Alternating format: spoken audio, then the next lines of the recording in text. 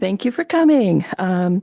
Nancy Simpson from the Sunday Forum Committee. I'd like to welcome our speaker this morning, Professor Eric Kunzman, and his team of folks from the Good Phone Project.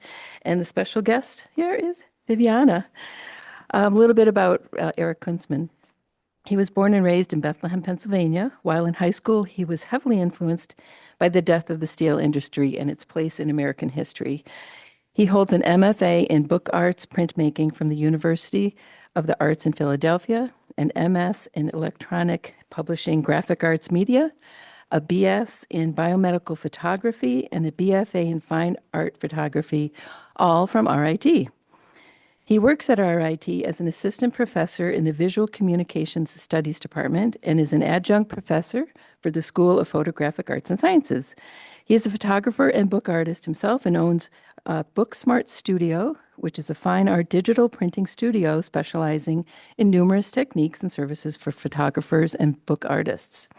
So the Good Phone Project, which we're about to learn about, started as a photography series that Professor Kunzman was creating. The series Felicific Calculus. Felicific Calculus, I did practice that last night, became the foundation for the Good Phone Project, which provides a meaningful public service here in Rochester. Free phones are accessible to all. For communities in need, the Good Phones are intended to serve as a lifeline for individuals to connect with one another and social services. So welcome, Professor Kunzman, team, and Viviana. Thank you. We are missing two of our team members, but there will be slides showing them as well later on. But what I'd like to really start out with is, why aren't you advancing? Here we go. So we have a little video to show you. It's only there's a 21-minute video. It's a documentary that's actually being produced by Hill and Valley Creative, which is right over on Andrews Street. You see a lot of connections to Monroe County. But I'd like to start with this just as a little introduction, but we'll give you the full link. We'll put it up online. But we're going to show you about 2 minutes and 13 seconds of this video.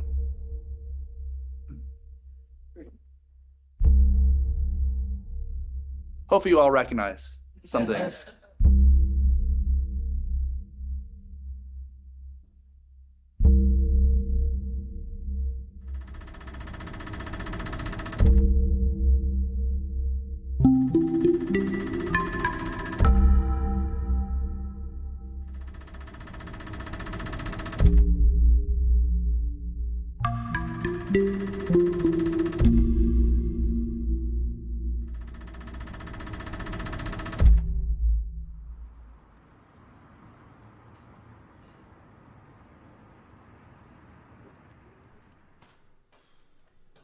In 2017, I relocated to a different part of Rochester, New York with my studio. My company's called Booksmart Studio. For 10 years, it was near the Eastman Museum. We had 2 galleries. We were constantly showing, different exhibitions, even for the Rochester Institute of Technology where I teach. In 2017, the building owner passed away and his son took over and put us on a month-to-month lease. And I had way too much equipment, so I finally started to look around outside of the neighborhood of the arts because I just couldn't afford anything in that area to purchase because we need a fairly large space. So I started looking in different areas of Rochester and found where I'm currently at right now, which is the home of Booksmart Studio, which is up near the baseball stadium and the soccer stadium in Rochester, known as the Hosanna neighborhood. The knee-jerk reaction I was getting from a lot of friends, colleagues, was that this area was a war zone. So I started looking at why this labeling was being applied. And I noticed 3 things: neighborhood bars, corner stores, and an abundance of payphones. So I settled on just documenting the payphones at first as social markers.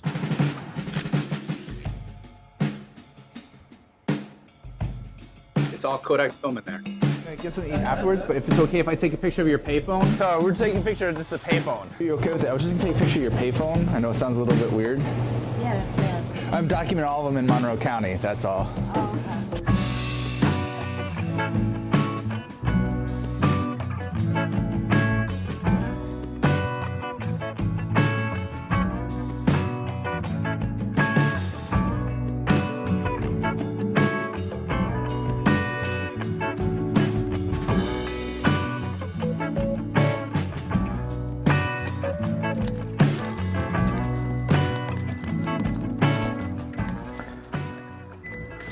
So the project has actually evolved from, at first I'd be driving around. I had some friends, Matt Geisey and Dan Hughes and Adam Montoya would drive around with me, and we would just literally be looking for payphones.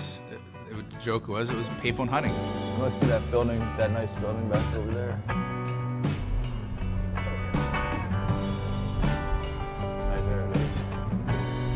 It's in St. Paul right now, since we've done most of that.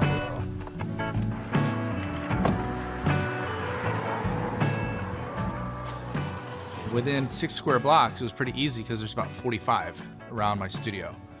But then it grew to be more about the city, so we started driving to different areas to photograph. Never actually found it. Just go in and scout it out first. I'll be right back out. Is it okay if I take a picture of the payphone? Okay, I have a guy videotaping me too, and then we're gonna eat afterwards. There you go. Oh, he's documenting me, yeah. But One technology to another. exactly.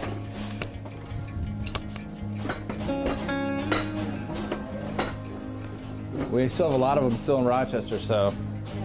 That's because the people And the poor, yep. It's exactly, most people think crime, but it's not. No, it's not. It's people to be able to communicate. Oh yeah, absolutely. This is where we have 1,455 of them.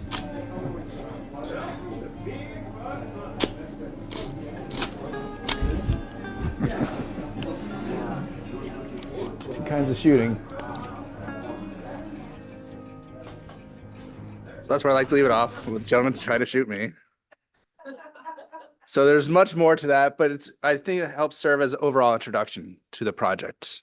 So as you heard, philosophic calculus, it's really a method of determining the rightness of an action. So Frontier for many years had all these payphones left in Monroe County. And that was really what I noticed as I was doing this, because at first when I was just photographing as a social marker, I just thought they were remnants. And then I learned that they were being used, which I'll show you. So first started, this was my studio over at the Anderson Arts Building, where FabX and Findings is now. We were first half of the first floor.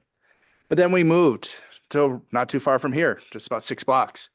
And the first truck I backed up, Harry, Elijah, and Grumpy, so from right to left, came over like, "Mister, do you need some help?" And I'm like, "Guys, sure." And halfway through, they're like, "We're going to get paid." I'm like, "Guys, I don't need money. I'm moving." And they're like, "Well, what do you have?" And previous owner left coffee mugs. And I'll never forget, they're like, "Well, can we pick which one?" I'm like, "Yeah, but Grumpy, I need to know your real name." It's like, "Grumpy." I'm like, "No, your real name." He goes, "Mister, my mom took a lollipop from me when I was 1. I've been grumpy ever since." Nice to meet you, Grumpy. So then, as parents should, they're like, "Who's this strange guy having our kids going into his building?" So I got to meet all the neighbors. They all came over. So this is what I'm spoiled with. There's a lot of Kodak there. Again, this entire project is photographed on Kodak because part of the demise of Kodak, Xerox, Bausch and Lomb is what's led to a lot of our blue collar and a lot of our poverty that we have here. If you think about Syracuse, Rochester, and Buffalo, we'll talk about that a little bit more, much more as we get going. But I still have a dark room down in the basement where I can process my own film. But this is where the project started. And I promise you, there's plenty of visuals here for you with the photographs. And there's a lot more online. That's why we'll put the link online. But this is right around the neighborhood. This is over on Lyle. This is the corner store that I go to, Grape and Orange. Had 2 payphones on one side, 1 on the other. But this is where I walk to if I need to get my Dr. Pepper fix if I'm out. Right up on State Street. So this is where I was just driving around at first. And here's off of Whitney and Jay, right in the middle of the Habitat for Humanity homes on the corner. Just showing that, where they were placed was, Frontier did rip out quite a few, but there was still quite a lot left in Monroe County. So what I've done over the years is this project started in 2017.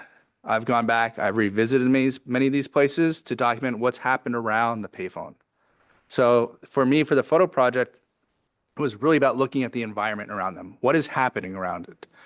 Here you see no alcohol, tobacco, and drug-free area. It's at a rehab center right off of State Street. North Clinton. So this is what I mean, where I've gone back over the years and we've documented them. I was just awarded GVCA, Genesee Valley Community Arts Grant for this summer to go back and rephotograph them now that Frontier has ripped them out to really show what's happened over the years. And many of these locations are gone. Coach's Sports Bar, this place burned down, so I guarantee you the payphone's gone.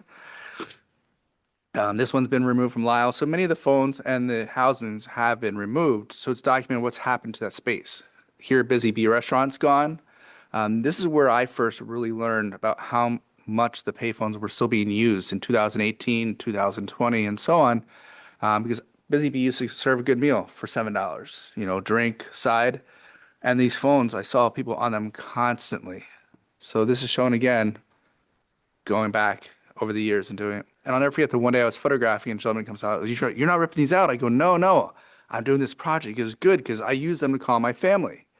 People look at me like I'm doing something wrong, but I'm constantly calling my family. So that's when I realized I needed to try to start to document and figure out what's going on with these locations. And Frontier gave me the list of the 1,455 locations. So I started looking at census data. So Michael introduced me to Rebecca Walker, the Digital Humanities and Social Sciences librarian at RIT, because this looks like a photographer trying to make maps and doesn't look good. And I knew that. And so Michael was my thesis advisor for one of those many degrees.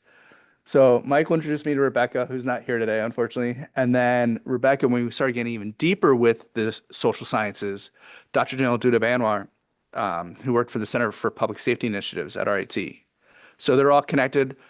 There will be links to all these online, but there's actually Rebecca talking about her approach to the social sciences and the data, as well as Rebecca Janelle. Walker, the digital. Oh, we're going to skip that for now. But there are YouTube links. And you see how much better they look now? This is what happens when somebody actually knows what they're doing. But both Rebecca and Janelle have stayed on to be a part of the Good Phone Project. It's one of those things that once we learned what was happening and how these things were being used, it became pretty important for all of us that are here. And we'll talk about where Bill came in later on. So, but this is where, here's more of the data also. And that's where we have a catalog here if you're interested. Whenever I exhibit the work, this is there also. So you can really look at the different census data that's out there and the connection to where the payphones used to be located. But by zip code, you have a lot of the data, whether it's household incomes, childhood poverty, different things along those lines, population density, those are all included. So here's again showing you before and after as the phone's been removed. I've been lucky to meet people that allowed me to go to places like Genesee Brewery. I'm taking this phone, but look at all the history around it, from the credit union to the lottery. All the phone numbers that were written on the wall were just as important. This is that payphone on Grape and Orange. So the kids were always interacting. Here you can see a stuffed animal. Then I saw this one day, and I photographed it throughout the day, because at first it was a bad shadow for the tree, went back later on. And this is one international recognition. But just, if we think about community around phone, it kind of said it all. Year were they removed? They were just removed in 2024, and that's where we led up to the Good Phone for that reason. So this is the dollar store, or Family Dollar, over on Lyle Ave. This phone was used constantly, and after everything with Daniel Prude here in Rochester, the dollar store, or the Family Dollar, and the phone were destroyed. That's 2020. 2021, Frontier brought the phone back, and so was the Family Dollar, because of how much that phone was actually being used. So people didn't realize Frontier was maintaining them. Again, were they making money off them? Highly unlikely. And that's where the title comes from. And here's 2023. I actually met the people that were ripping out the phones actually at this particular phone, of all. Kind of ironic. I'm just going to show you more. What usage was? They unfortunately wouldn't. There was some usage data online, but not as much. Around this time, they stopped talking to us, and I'll explain why in a little bit. Here's the Kodak film manufacturing facility. But again, just trying to show you more visuals. Oh. We have to have some fun with it, right? Frontier Field, which is obviously no longer Frontier Field. And the reason why Frontier Field went away, why the payphones have gone away, I don't know if you've seen the new ads, Verizon by Frontier, or is it Frontier by Verizon? Basically, they've sold to Verizon, and that's why they were getting rid of, things that weren't making money. And that's where we knew that was about to happen. And that's why we figured, okay, if we know that they're being used, teaching at a geek school, engineering school, all those things. My wife does not like when I say geek school, but Michael and I were geeks. It's the only way to put it. Bill's a geek too. He's a different kind of geek, but we're all 100% RIT certified. So, School of the Arts, East High School.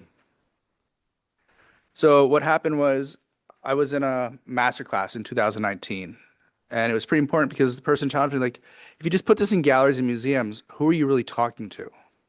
So it became important to really think about how do we get the message out to everybody rather than just putting it in galleries and museums, because that's basically talking, preaching to the choir, because, you know, we're all pretty well off. We all have phones if we're going to be going to those places. So that's where we're reaching out to the newspaper. I asked David Andreatta to write a reference for me for a grant I was applying for. He's, you know what, I like this a lot. Can we do a story on it? So wound up doing this. And then here's Busy Bee again, and there's the newspaper article right there. David just came on Friday to pick up a print for his own office of this, ironically. But it's received some international press. Bloomberg Business Week. This is when Frontier stopped talking to us. They ran an article about the project, which was documenting lost payphones in America.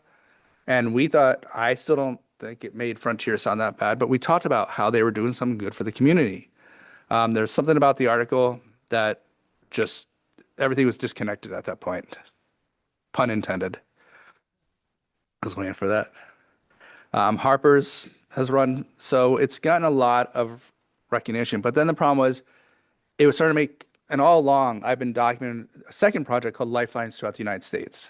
And the reason for that is to make sure that we're not saying, oh, look at poor Rochester. We are not the only community that still has an abundance of payphones.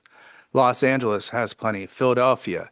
New York City, everybody says they ripped out the last ones. That was publicity. There's still payphones in New York City, believe it or not. Boston. So there's many cities that have them at this time. So, but the big piece to this was, and this will all be online so you can read it more about it, but really get into more of the idea of visual sociology. And this is where Rebecca and Janelle really came in, helping to add, rather than just being a photo project, going through the data, looking at everything. And we're going to skip Janelle's. Again, this is on YouTube as well. But taking vacant property, drug overdoses, U.S. Census, and really having that discussion. So that's where part of, in this catalog, Janelle did a lot of research on the North Clinton neighborhood, the open air heroin market.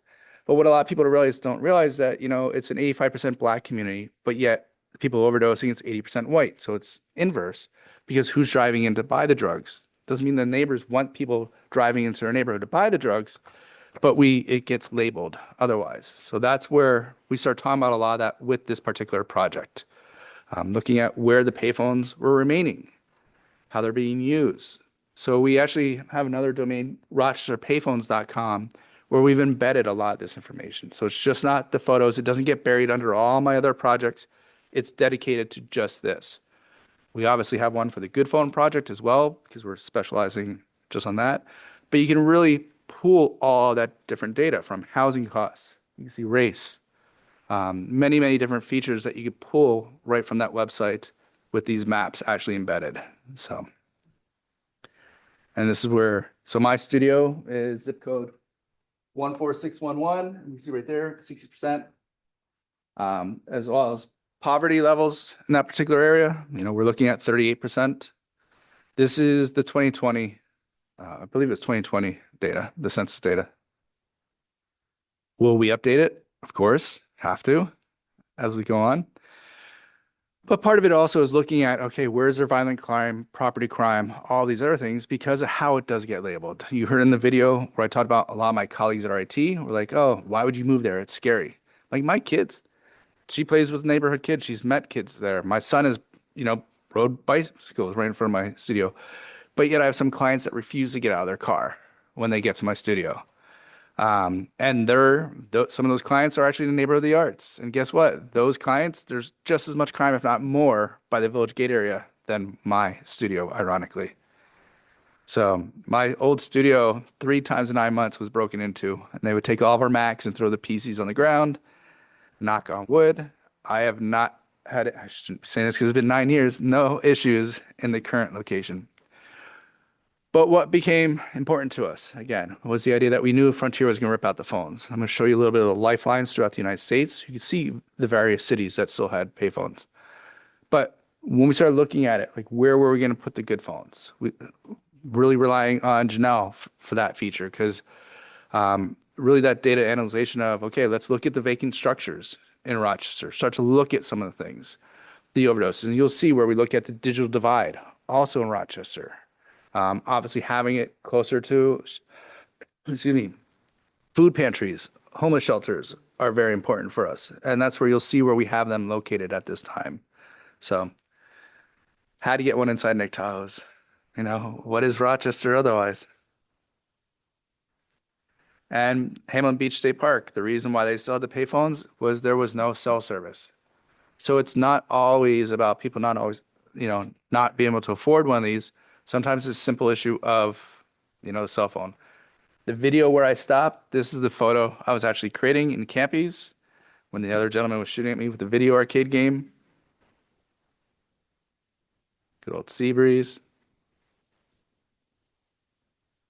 And this is her when she was little in the photo, and her brother. But she was able to spot a payphone before I can, and there'll be a good story about that soon. So whenever this work is exhibited, you see this payphone here. One thing that became important was, so I wasn't just the one talking about, the phones and the project. It became where we recorded audio stories of that people that I would encounter on the street that were still using the payphones in Rochester. And that's now been expanded to people that are using the good phones. We have audio recordings so they could tell their own story rather than me doing that. The census data is on the walls where it's blacked out because I joke that everybody has ADD or ADHD. But if it's just data on the wall, everybody walks by it. But now that they have to interact with it, they have to pull that wooden dowel to reveal what the actual data is behind it. So there's more interaction that way. Other places now have put it as a video on the wall and just let it project. And that's what we have here. This gentleman just makes street art. We flew him out from LA and went through Buffalo. He just makes art in abandoned payphone spaces. And his entire mission is somebody's having a bad day and I change their mind for 2 seconds, I've succeeded. Where I got them to think about whatever was troubling them. And that's the whole reason he does it. And he just uses recycled materials. Every once in a while he'll buy tennis balls, but other than that, it's all recycled found objects. Another piece that's been pretty important when we exhibit this work is even for Buffalo, there's a disconnect from Rochester. So how do we get them to think about their own community? Philadelphia, Rhode Island, Buffalo, there were enough payphones left over or left on the street that we were able to invite that community to go out and photograph their payphones. They would submit their images, we would print them, put them up, but they had to provide us the cross streets or address. And the reason was so we could then map Buffalo with the same census data and say, okay, but it was different because now it was like, why did only one of you go to the Perry projects, but 25 of you photographed the one on Main Street? And call kind of out their own biases where they will go to look for payphones. And that's really what this becomes more than anything else. But just showing you how it's been shown, some different galleries. We've implemented a contact sheet wall because there's so many photographs and not every space can hold all of them. This is at the McGuire Art Museum in Philadelphia, which was the old Barnes Foundation. And so they did something different with the students. They wanted the students at the university to be able to interact with what is a lifeline for you. And the students were able to, just cut up things, put notes. So that way they were interacting with it. And on the far around the video documentary, you could actually see where the people that submitted their payphone photos were also part of the exhibition. So real quick, for about 3 or 4 minutes, just going to show you some lifelines throughout the United States. This is my daughter's favorite one. We were just talking about this a few seconds ago. This was 2020 as COVID was hitting. The cruise ship is on the other side of Golden Gate Bridge. And where are we? We're in San Francisco for an exhibition of a different body of my work. And we're on a shuttle to go into Muir Woods. I'm going to go beyond that photo, but keep talking about it. And my daughter yells out payphone. All the adults are like, what? She gets off, she skips over to it, picks up and goes, it works. Now they think they're being punked. Like candid camera, it has to be something like that. There's no way. But she likes to stay by me and photograph it or as I'm photographing, I look through the viewfinder. And then a 30-year-old comes over, starts using the payphone. She goes, Dad, what's he doing? I'm like, he's making a call. She goes, no, why is he holding his cell phone in his hand? I'm like, he's probably looking up the phone number because he doesn't remember the phone number he needs to call. She's like, well, he should. And the gentleman hears and he goes, well, I don't remember the number I'm calling. And like a true 5-year-old, she goes, well, you should. And then I wish there was a video camera. So now she feels good because she can often find a payphone before I can at this point. But luckily for her, going to different universities, traveling for different exhibitions, I have a friend who on Instagram is Payphones of Los Angeles. Also, the company that's helping us with a good phone is based out of LA, Little John Communications. He provided me the list of some of his phones that were still working. So I was able to go out to LA in 2024 and spend a week just documenting the payphones there. This is one that, and now history has changed some of these. This is one of the Home Depot parking lots where ICE raided, and you saw, and what you don't see here is on the other side is basically not kind of like a little camper, but it's where all the immigrants would go and look for work. And this gentleman didn't find any work who's in there, but this entire parking lot is set up for immigrants to find work. So that's why this is one of the first places that was raided by us, because it was low-hanging fruit. But meanwhile, that's who's doing the work. And that's where you see the bird bath, the payphone. But again, 2 years later, this image is completely different for me, which I had no idea about. So we think about Hollywood Boulevard. I ran to one of my old grad students here at 6:30 a.m. who I hadn't talked to in 8 years, and it happened to be his birthday. Like, of all of LA at 6:30 a.m., he comes around by, he's like, Kunzman? I'm like, Misha? So, but one of the things also that happens quite a bit is because I am working with film, I have been able to talk with everybody, all walks of life. This particular one, Ryan was with me, Payphones of LA. About 50 feet to the left is a payphone. I'm photographing it. And gentleman who's camouflaged in here gets in my face, like, get out of here. This, how dare you? Then he comes back to me like, no problem. This is your space. And having to respect that. And then he comes back and goes, no, why were you doing that? I'm like, I was photographing the payphone, but why? So I pull up my website. I'm like, this is what I'm doing. I'm photographing why they're so important. This and that. He goes, okay, you're cool. You can stay.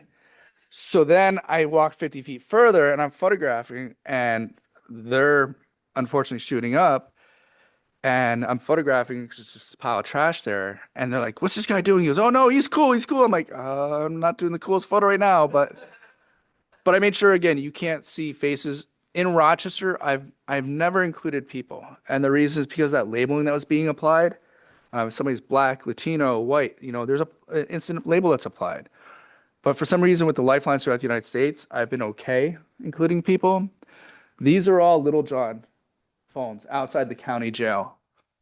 This is where we learn about the idea of voice over IP and solar powered. So one of our phones here in Rochester is voice over IP and solar powered.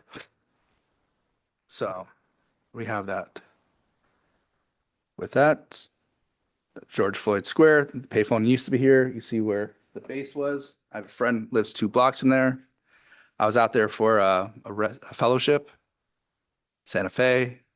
Again, it worked because it's in the parks, literally up in the mountains. So Boston, Portland, this one was working on the train station. Even the Gecko needed to use it. So that was complete luck. After I got back, I'm like, oh my gosh, I did not see that at the time I was taking the photo. But again, and so Portland became very important to us. There's a group out there called Futel, and I'll show some of their data later on. They're really the ones that we learned that we can do this, where they're taking voice over IP, converting them, making them free. Most of theirs were in the hipster neighborhoods at that point, but now that they've received more funding, grant funding and donations, they've been able to expand to 20 phones and put some downtown where they're needed. Because one of the things that they were worried about is their handsets were getting broken quite often. That happens. There's a group in Philadelphia, Philtel. Their phone on Kensington Ave gets destroyed every other day, unfortunately. So knock on wood, we've had our first one installed in July 2024. Other than like technical issues, but we have not had to replace a single handset yet.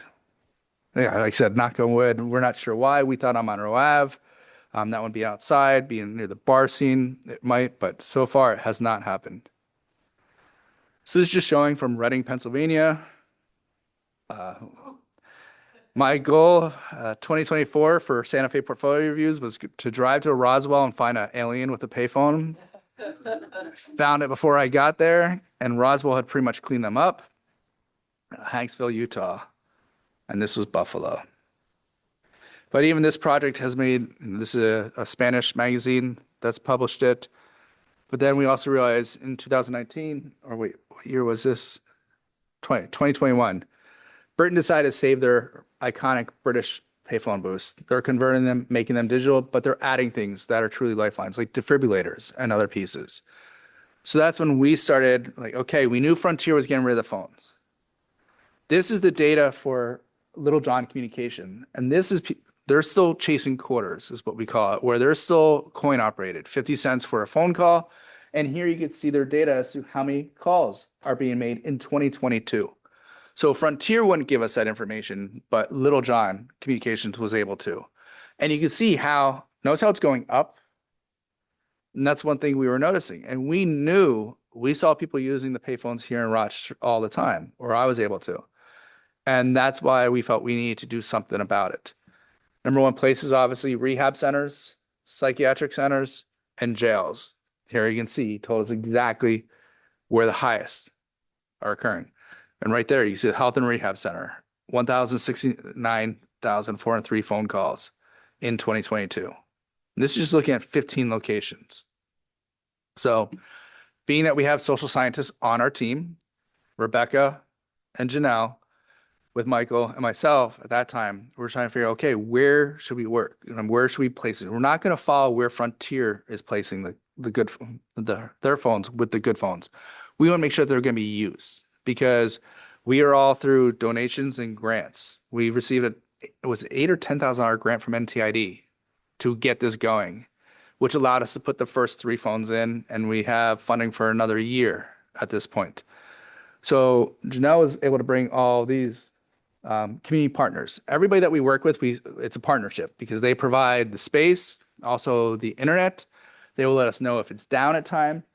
But the first place we decided to set up our first phone was Father Tracy Advocacy Center up in North Clinton. That was really the first one we installed. So really looking at it. So Frontier, they were disconnecting last one, January 2024 was their deadline. There's still a lot of remnants of the housings around Monroe County, but the phones are gone. They might have forgotten about 1 or 2. Every once in a while, I still get texts from friends. They're like, do you ever photograph this one? I'm like, yeah, why is it still there? I'm going to go back. But also the government subsidized phones. A lot of people called them the Obama phones. That program ended in June 2024. When I was in Albuquerque photographing and they were giving away the phones, I was never forget, there was one of the tents there and the payphone behind it. And I told them what I was doing. They're like, oh, and we talked about the good phone. Like, that's so important for this to become a free phone. I'm like, but wait, you're giving out the free phones. They're like, well, once we're gone, there goes that lifeline. And it was in their open air heroin district. He goes, and also, I can't tell you how often we're replacing them because they break them, they give them away, they don't have electric. There's a lot of different problems with it where the stationary phone is accessible for everybody. So this is where we start looking at, households without internet, households without computers. So obviously, where are we going to focus most on placing the good phones in these particular areas, and also those areas that we can partner with. So that's where the idea of the good phone came in. We were trying to think of a name for it. Michael does a lot of work. What we call your nonprofit at this point, your project is called Independent Good. He just goes around doing good throughout the city. Most people don't realize. President of the skate park at this point. I can't even go through the list. But Michael is also my thesis advisor many, many moons ago. We're both that old. But that's where Michael naturally came on because he was the connector with Rebecca and these other spaces. Michael is that connector for many people. So we're trying to think about names like, oh, how about Good Phone? And it's like, we're doing good with it because we don't want to have it be like Philadelphia has Philtel, very specific to Philadelphia. Futel, very geeky for Portland, Oregon, which that fits them. They were our mentor. But with that in mind, that's where the Good Phone was the idea that make it turnkey so any community could adapt it is really what we wanted to make sure we were doing. So this is really the full team. So you've already heard about Janelle and Rebecca and Michael. And then so what happened was we had the first phone installed at Father Tracy, NPR got involved. And that's where Bill heard us on the radio. He's like, can I help? We're like, sure. Are you sure you want to? So Bill is also an RIT graduate from the Saunders School of Business, but also works for Greenlight. So has that geekiness also, but more the business side of Greenlight, right? Now, yeah. When I started, I was kind of on the engineering team helping design their network, but So there's that facet. So again, we are all Rochester based at this point, but really you heard the idea. Let's show you some basics to it. We'll skip. This will be up online for you. But so the idea of the good phone is we're upcycling payphones. Unfortunately, Frontier would not work with us.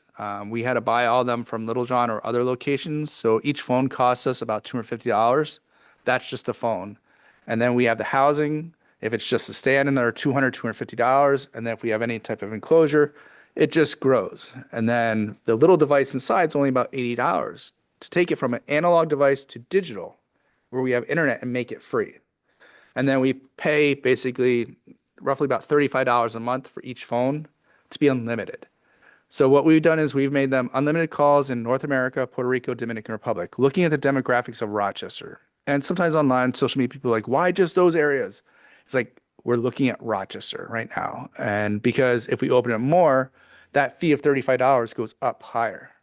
And would we like to add more in the future? Absolutely. But we've also limited the calls to 20 minutes. On the phones, it says 15, but the secret is it's actually 20 when it will disconnect for them. And they'll get a little warning. But sometimes important to us that I heard all the time was, why were they using the phones? To A, try to get a job, call doctors, call their family. So it's great to have access to this phone, but one of the other features that we worked on is the idea that any user can set up a voicemail box. So it's basically like calling a business and having an extension. Well, now anybody can register for a voicemail box at Father Tracy or any of the other partners that are willing to basically have this spreadsheet and give it out. So that way, let's say their family's trying to call them, they're applying for a job. Instead of get 80 people having Father Tracy Advocacy Center's phone number on their resume, now they can have a phone number with an extension. And an employer could leave a voicemail there for them, is the idea. So really trying to think about, and also let's say your family's trying to get a hold of you, something happened. That's, yep. On that phone to access their voicemail? Any of the good phones. Or because we have it where they just know to dial *11, where if we gave them the phone number, if they were on any phone, they can access that too. Because let's say they had a mobile device that they could, had minutes. They could technically call into that phone number with their extension. It's just hidden for us because we just say, make it easy, *11. But that's something that could be done also. Yes. One other part you might have heard in introduction, I teach for the National Technical Institute for the Deaf at RIT. So an important part is, not to apply a label, but 99% of deaf and hard of hearing, if not more, have one of these. They might not have data, but this becomes an interpreter or a way to communicate if somebody doesn't know sign. And that's why they have a smartphone. Don't always have data, so that's why we want to make sure that these will become Wi-Fi hotspots also, with something we're trying to bring on this summer for those communities. So if you come across a good phone, well, now it's also a good phone kind of Wi-Fi. So that way, if you have your own phone, no data, and if you don't trust it, because some people are like, I don't trust, when we had a social media post go viral for the one over by on Monroe Ave, right across from Dogtown and Flower City Art Center, people are like, I don't trust it. Something they're going to record us. So it's one of those things like, okay, well, use your own phone, but here's the Wi-Fi data. So it can serve multiple purposes for that. So lastly is voice audio. So if we're working with the communities, we want to be able to have elders or kids, let's say kids have poetry, they want to read. So that way, one of the things I heard all the time, especially Busy Bee, was I don't like how people look at me like I'm doing something wrong when I'm using the phone. So how do we break down some of that is, hopefully, if let's say we put one in Susan B. Anthony Square, that way we have lessons about Frederick Douglass and Susan B. That way more people want to pick it up and use it. So it's just not a class demographic who's picking up the phone. So those are some of the different things. And then we're also trying to work with the neighborhood youth, which you'll see, which happened at Teen Empowerment. where let the youth paint the phone so there's some ownership. They get to learn about it. And I'll never forget teen empowerment. No matter what they're doing over there, I walked in the first day, every kid came up, shook my hand, introduced themselves. And then when they found out we are the Good Phone Project, like, thank you for doing this. This and that. I'm like, do you even know how to use it? No, but I'm sure you'll show us. So it was really, really cool to see, is what I would say. That was the first time. So the geekiness is we have specific payphones that we need to use with what's called a Protel board. There's an ATA device, which basically takes analog to digital. And then we need an internet connection. This is what the mad science looked like. It's cleaner now. This is one day when it was just like nothing was working and the bench just became overoccupied from whether it's the battery's not working. But this is the little device. This little thing here helps take it from digital to analog. But do you notice the pistachio green phone? So all of our phones, we want to make sure that if it is a remnant on the street, how does somebody know it's a good phone? It's because it's basically that color green. And I was like, this is perfect.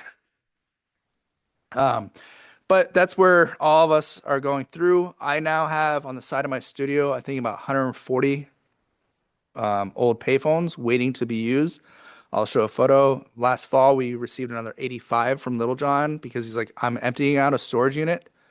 Just pay for shipping and they're yours for free. Meanwhile, we've been paying him $250 before that for each one. So it was really nice that he did that for us. But it was one of those things where we had a little money from the GVCA grant left over. So we're like, look, we have to do this. This is, thousands of dollars that's going to help save us. So again, the very first one that we placed was Father Tracy Advocacy Center. Looking at that data, why do we need it? You see the purple smiley face indicating the location. So here's what you can see the phone looks like. We get rid of the coin slots.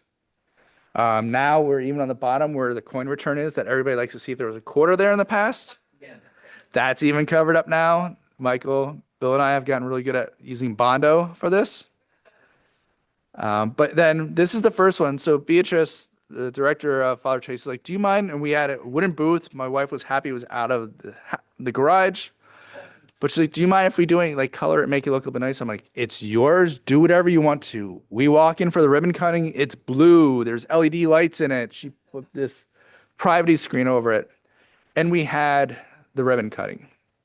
This particular woman that's in here, the news was still there. We kind of stood there blocking news from recording. But this is when my wife really understood the project. After the ribbon cutting, this woman walked in and went in to use the phone. And you can see the one area, but she had a list, a black Sharpie of phone numbers. And she would make a call. She broke down crying, collected herself, made the next call, broke down crying, sucked it up, made the next call. We watched this happen over and over. She's probably in there for about 15, 20 minutes, would you say? And again, with the news still being there, just want to make sure she had that privacy because walked out obviously emotional. But that's when my wife really understood like how important the phone was. Like she's known, my project, what we were doing, but that's where she was able to see it firsthand was there. But this is where what we also make sure of is we have, social services. There is no limitation on social service phone numbers for time. And the reason is they might be on hold for a long time. So that's where we say, here, numbers with no 15-minute limitation. And that way, if they don't have the phone number, we also want to make sure we're providing the phone number in the phone. So if they need help with anything, then we also have the instructions for voicemail right there. So that's just part of what we're actually trying to do. This is when Bill got hooked when it was on WXXI. He's regretting that decision ever since. This is that ribbon cutting we were having. And this is really our first one. The ribbon cutting was September 2024, but we installed it June, July. We wanted to see, is it going to work? What's going to go wrong before we really announce it too much? And, like anything, we had some issues. So this is showing the initial usage of the phone. It got as high as 650 calls a month. And then when everything with ICE started to happen, we saw it drop down to 450, 400, just because of the neighborhood. But we can show the usage and how much they're being used. We can also show this is the day of the week. So Father Tracy is only open 9 to 5, Monday through Friday. So this isn't even an exterior phone. This is one that you have to have access to, which is one of the problems. But we didn't know like how much wear and tear there would be, because we heard from Futel that their handsets were being broken a lot. We didn't have a lot of money. We still don't, but this is where you can see that usage. By October, we were already up to over 500. We don't advertise. It is literally just word of mouth. Futel in Portland, Oregon, this is where you see they're up to 8,000 calls a month. Collaborators. These are just people that have helped us. This is the side of the studio. It's worse than that now. That's only one side. And this is the People's Pantry. This is where we have one installed there. The Cameron Center, which has been removed because they've stopped their open lunch. So why should we have the phone there at this point? Because they stopped it. But this was being used quite a bit during that lunch period and other times. We were surprised how much it was being used for such limited time.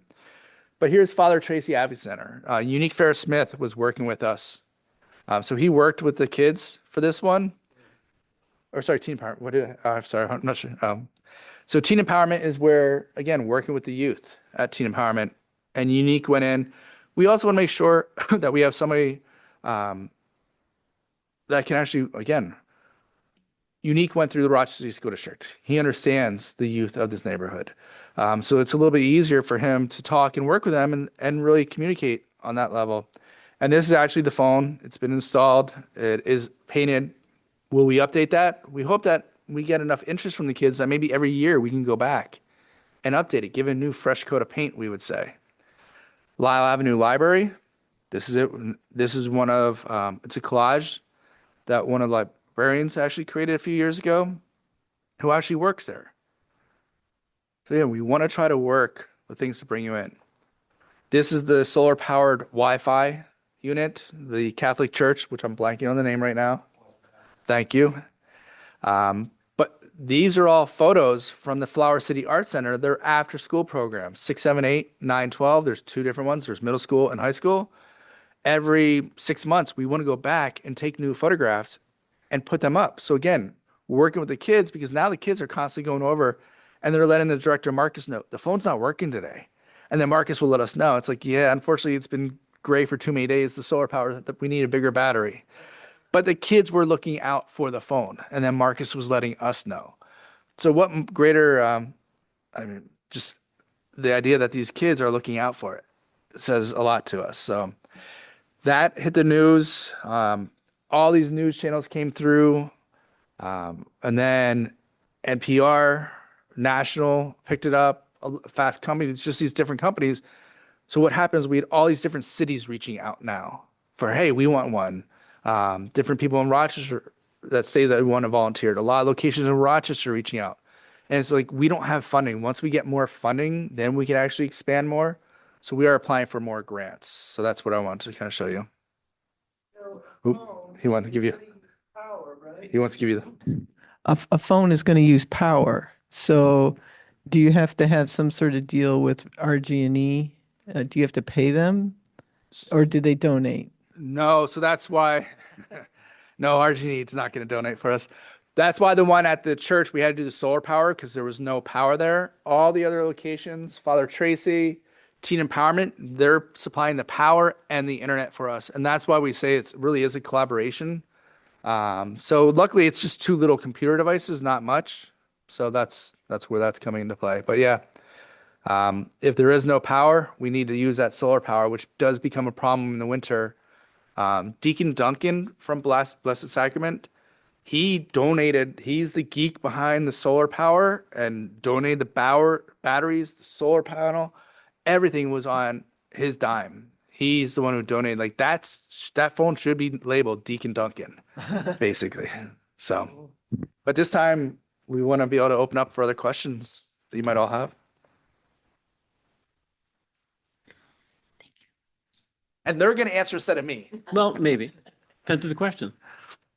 So I was just noticing as you were going through all of those phones, pictures of the various phones, that unless I missed them, there was only one that was an actual phone booth, like the booths that we used to have where you'd open the door, go in, close the door, and there's the phone. Am I right about that? Was it?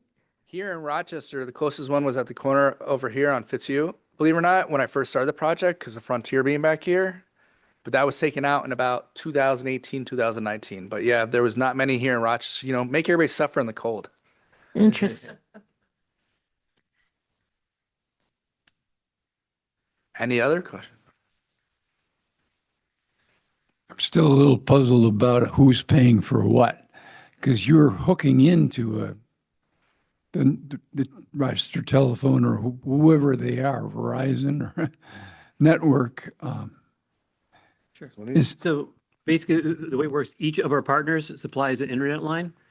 Inside the phones, when we retrofit the phones, we take out all the coin stuff and then we put in a little device that's called voice over IP. And so the IP part is internet. So essentially, we're converting from a traditional phone to one that works over the internet. So I any see. partner that supplies an internet line to us is going through that. So there's no phone company. Little John Communications on the West Coast is our phone company. So basically, it goes through the internet, goes all the way to the West Coast. They do the processing kind of for us. But in terms of any kind of local Verizon or anything like that, they're not involved. They could be. They're more than welcome to help us out. But at this point, they're So are they free then? If someone comes in and uses the phone, free to No. all users. Anyone can, anyone in this room can walk in. Yeah. You walk up. So it's just like the old payphones we all know, except for now you just pick up the phone and dial. There's no quarters. There's no, credit cards, no nonsense. You just pick up and call. And that's why we cover up the coin slots. Yeah. And then so the Good Phone Project is the one paying the $35 a month to Little John to provide the free phone. We're also the ones providing the phone. Whoever, like Teen Empowerment, did not pay us for the phone or the pedestal. Anything. Yeah. They're just supplying the internet to it and the power. And then again, that $35 a month, that comes out of our budget. Right. And we have about enough to supply for the 6 phones that we have in Rochester for another year is the funding we have right now. But we're constantly applying for grants, looking for donations, that tin cup, going around rattling it. Well, and it's important too, that $35 covers the phone service plus the voicemail. So the voicemail service is built into that. Right now that's underutilized. We need more people to start using it consistently, but one thing at a time. Getting them to use the phones at all was the first piece.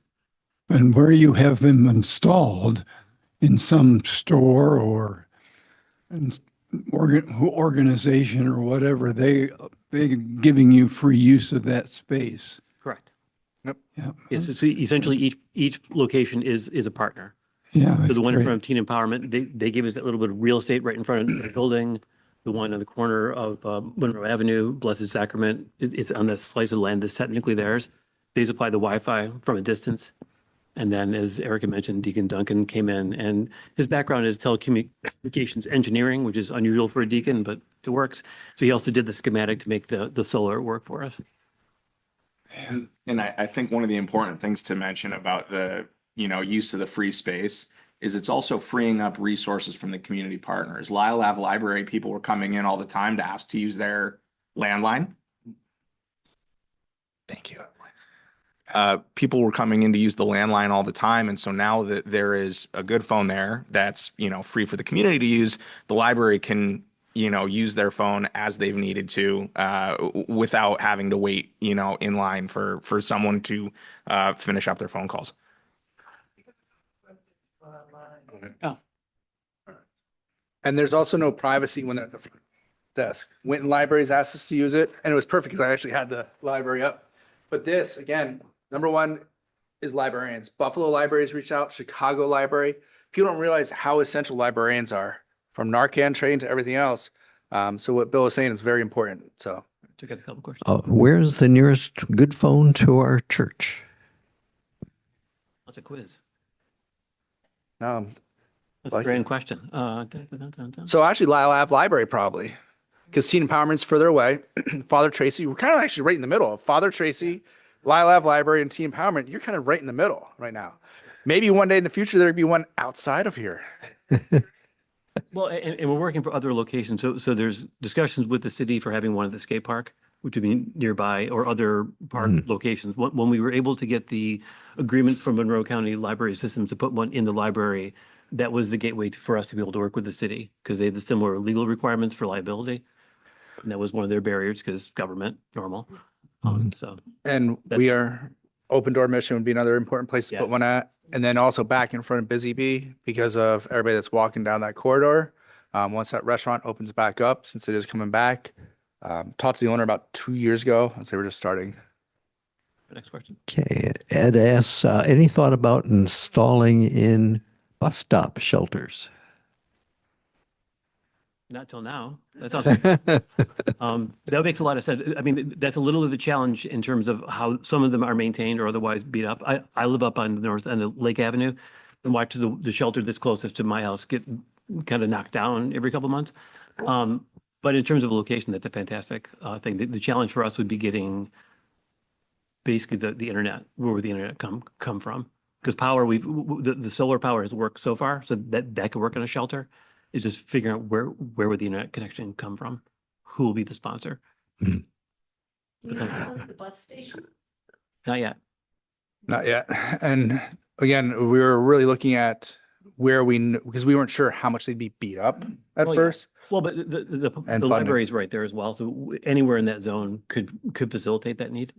But that was a discussion we had early on. We have not pursued it. Our main thing is to kind of get a sense is kind of a walk before you run. Will this work at all? It's working. It's going to keep working. Yes. And now it's starting to go to the next level. So the bus station is an excellent choice. Another question from Marie. What's your greatest need this time? Like everybody, money. Well, I think money and awareness in general. So, I mean, we're small dollar donations, small grants. So for us to make them more sustainable, we just need more consistent funding. And really, the more word that gets out, the easier that becomes to have those conversations. And that's where after the ribbon cutting, so SEEK is our Southeast Area Collection, is our fiscal sponsor for the project. And after that ribbon cutting and it went viral, it helped a bit there. But also, it's also other volunteers. If somebody was telecom and wanted to help donate time, we are learning as we go. And there are people that know much more than us about the physical phones and other pieces. We are just Rochesterians trying to do something good. Do you decide where the locations will be, or do you have a process where people can come to you and say, I'd like to have a good phone here? On the website now, we have a form where people can submit to us if they would like to sponsor one. We ask, are you willing to sponsor? Do you have somebody that can volunteer to check on it every once in a while?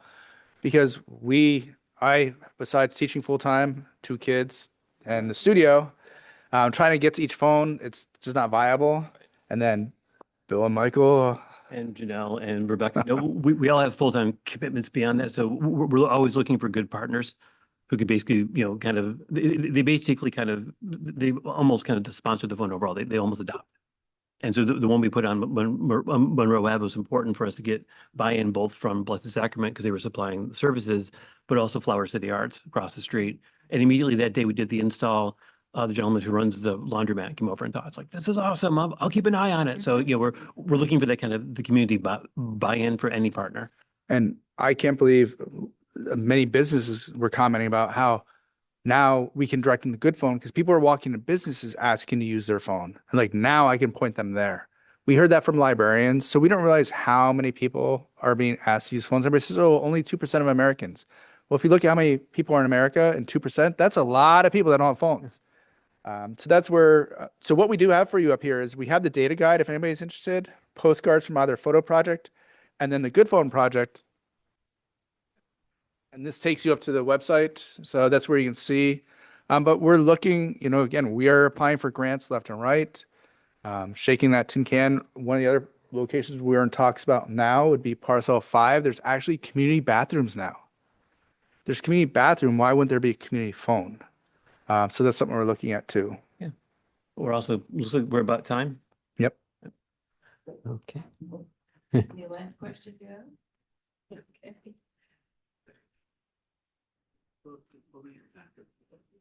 Thank you. That was fabulous. Fabulous. The presentation, the PowerPoint will be up on our website, as well as a link URL to the videos and resources, website, all those sorts of things. So thank you so much. Did you do that? Okay. So next week, I'm sorry. Next week, we start a new series for the month of May. Living into Jesus Inclusive Call. What can progressive Christianity be? So liturgically, traditional, theologically progressive Presbyterians, mission-driven progressive Catholics, liberation theologians, the spiritual but not religious, the nuns. With so many labels and identities, what does all this mean? So for the last month of our program year, Sunday Forum has invited speakers with diverse viewpoints to engage us in dialogue about what we are living, who we do it for, and how we go about it. Next week, we'll have David Lee speak on David Herschel's No Religion is an Island book. Then we'll also have Father Kurt Cataract, and also our pastor, Christina, will be speaking as well. So hurry back next week. And again, thank you. That was so informative and all that you do. Thank you. Amazing. Yeah, nice job, Viviana. Thank you so much. Really amazing. Amazing, really terrific. Well, And thank all you. the interactions and interplays with the date. I mean, it's no surprise that they are where they are. And it's for poor people and it's for It's for everybody. I mean. Yeah. I know it's for everybody, but I mean, I know why they were there. Everybody else outside of Monroe County had telephones, but the people in the city, I mean. You applied to the Rochester Area Community Foundation? We just get denied? Yeah. We just get- Monroe County Neighborhood Grant. Yeah,